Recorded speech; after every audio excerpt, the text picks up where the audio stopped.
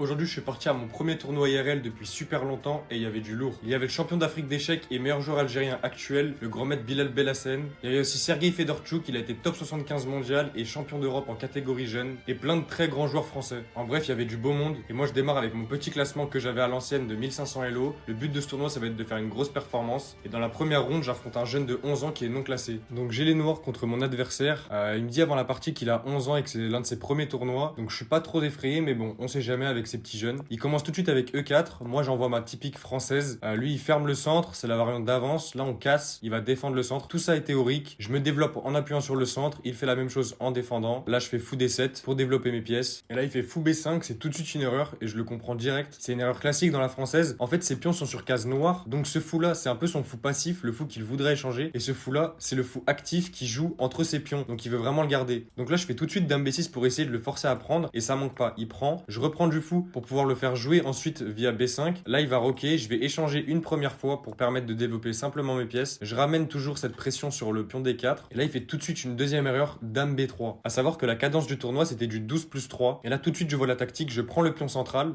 Il prend ma dame. Et là, si je reprends la dame, alors il gagne un cavalier. Donc, en fait, il faut que je prenne en intermédiaire ici, ça fait échec. Il est obligé de reprendre et maintenant je peux prendre la dame. Et au final, j'ai gagné ce pion D4. Maintenant, il fait A3. Je sais que j'ai une position totalement gagnante. Là, il me donne encore un pion. Parce que son pion est cloué, s'il prend, je peux prendre sa tour. Donc quand je prends le pion, il recule et là il fait encore une autre erreur. Je peux attaquer sa tour et sa tour ne peut plus bouger. Si elle vient ici, je la mange. Donc maintenant il est obligé de défendre. J'échange une fois encore et là j'ai encore un gros avantage matériel. J'ai juste à tranquillement ramener mes pièces. Là on voit que j'ai plus besoin de roquer. Je ramène mon roi au centre, je me prépare pour la finale. Et ensuite j'échange le fou. Je ramène mes tours de manière active sur son roi, regardez bien. Là maintenant son cavalier est totalement perdu. C'est vrai qu'il a mangé mes pions à l'aile roi, mais je vais récupérer son cavalier. J'ai plus qu'à tranquillement ramener ma position, monter mon pion.